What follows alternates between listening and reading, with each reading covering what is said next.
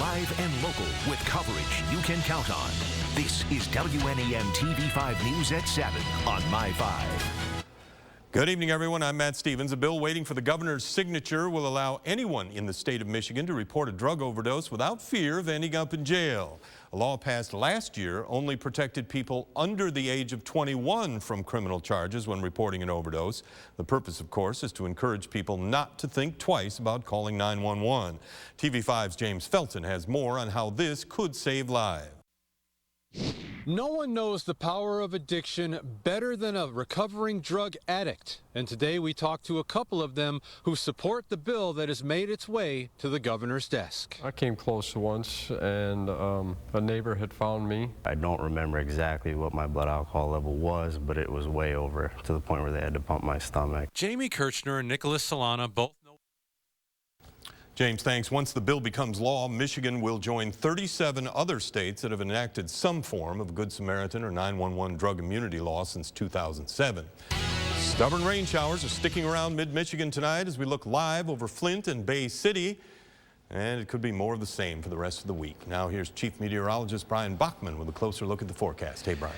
Hi there, Matt. Stubborn, definitely the word of the week when it comes to our weather pattern here. As you can see on the First Warn 5 Sky Tracker tonight, we're still stuck under the swirling menace that is this low pressure system, now sitting fortunately just to the south of us, but obviously still close enough to keep these showers and storms rotating in around its eastern periphery here and keeping us well under those cloudy skies and cool temps, in addition to, of course, that wet weather. So as we head through the overnight period, pretty much a similar forecast to what we've seen all week long. Chances for showers continuing overnight, mostly in an isolated fashion, but there nonetheless, with lows cooling nicely at least down into the mid-50s. Take a look at that all-important weekend forecast for you coming up.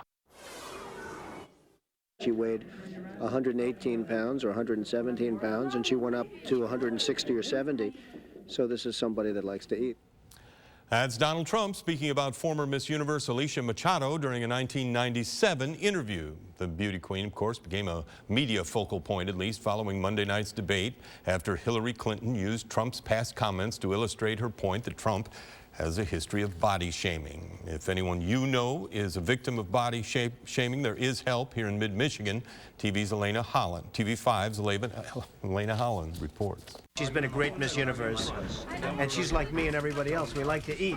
That's Donald Trump referring to former Miss Universe Alicia Machado in 1996. The nearly 20-year-old incident came up in the debate Monday night. According to recent statistics, 53% of you 13-year-old American girls are unhappy with their bodies. This number grows to 78% by the time they reach 17. You're looking live now inside the U.S. House of Representatives, where a temporary funding bill has passed. It's a bill that should keep the government running until December, and it includes federal funding for Flint. That funding, roughly $170 million toward the ongoing water crisis, now in day 887. Congressman Dan Kildee says the money for Flint could go to two things, the infrastructure and health care. But those who live in Flint are cautiously optimistic. They've been waiting for a long time for help. TV5's Rachel McCrary has more on that tonight. Absolutely no assistance. Carrie Weber says she has documented proof her home on Ogama Street in Flint has some. Weber also says that she has enormous medical bills due to the water crisis and hopes this money will help with those. You can always find the latest on the Flint water crisis by heading to the special section of WNEM.com. Employees at a mid-Michigan hospital have threatened to strike while negotiating a new deal. And we're learning more tonight about why that strike may not be necessary. And the battle of who will pick up the trash in one mid-Michigan city continues as negotiations take place behind closed doors.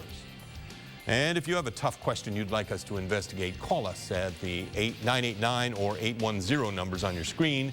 You can also send an email or get a hold of us on Facebook. A city council meeting in Sacramento was nothing short of interesting. A protester recently hit the city's mayor in the face with a pie, and the two came face to face last night. It started last week when Sean Thompson shoved a coconut cream pie into Mayor Kevin Johnson's face during a charity dinner. Despite having a restraining order against him, Thompson attended the meeting last night to address the mayor about a new downtown arena being built while important social issues have gone ignored. This arena has been your circus. It's been a joke. You've been the ringleader. You've been the lead clown, and that's why I threw a pie at you. That meeting marked the first contact since the pie-throwing incident. The 32-year-old Thompson says he stands by his actions. It was about getting his attention so I could start speaking to him with his attention about the issues that need to be dealt with.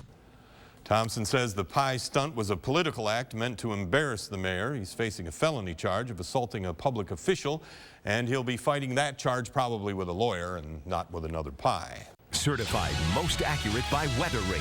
Now your First Warn 5 forecast with Chief Meteorologist Brian Bachman. All right, good Wednesday evening, everybody. Mother Nature not throwing pies at us in the forecast here, but she is throwing a new batch of showers and a few embedded rumbles of thunder, too, at parts of the area, much as she has been doing over the course of the afternoon. So let's show you where the wet weather is right now. Your First Warn 5 pinpoint Doppler radar.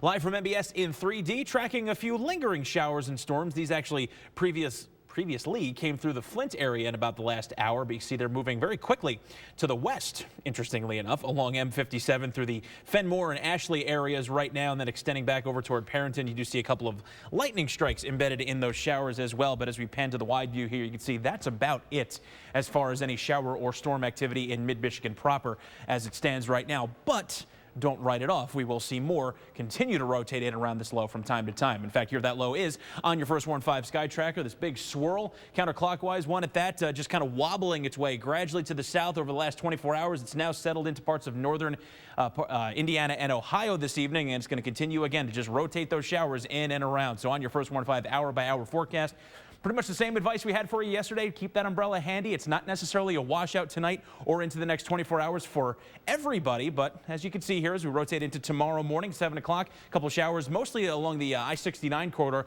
And then they continue to rotate in across the rest of the region again during the afternoon and evening hours and into tomorrow night and into Friday. And it's starting to sound like a broken record, isn't it, at this point? But this low not going much of anywhere anytime soon. So for tonight, we'll see a at least pleasantly cool low of about 54 degrees. That's actually a little bit above average with those occasional showers and cloudy and cool conditions. A very breezy 68 headed our way with continued chances for showers tomorrow, and then a more substantial chance for storms coming in Friday through the weekend. But it looks like finally early next week, we're going to give this thing the boot. But you're saying slippery footballs over the weekend? Looks like it. Yep, some muddy fields, I would think, as well. Get those tacky gloves out. Right. Hey, it'll make for some more interesting games, I'll bet, though. Thanks.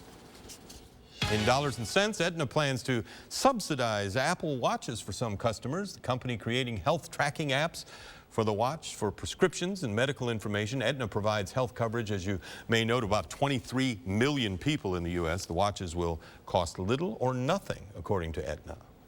The Galaxy Note explosions have made their way to China. A customer says his Samsung device was delivered Sunday, the same day he ordered it online. After charging it overnight, it caught fire. Samsung is investigating. The report comes after the company recalled 2.5 million phones due to battery issues. China was not included in the recall because it worked with a different supplier. And Nissan making being in line a lot more comfortable. The automaker unveiling its new self-driving chair. Yeah, that's right, chair. The chair's sensors detect and follow the one in front.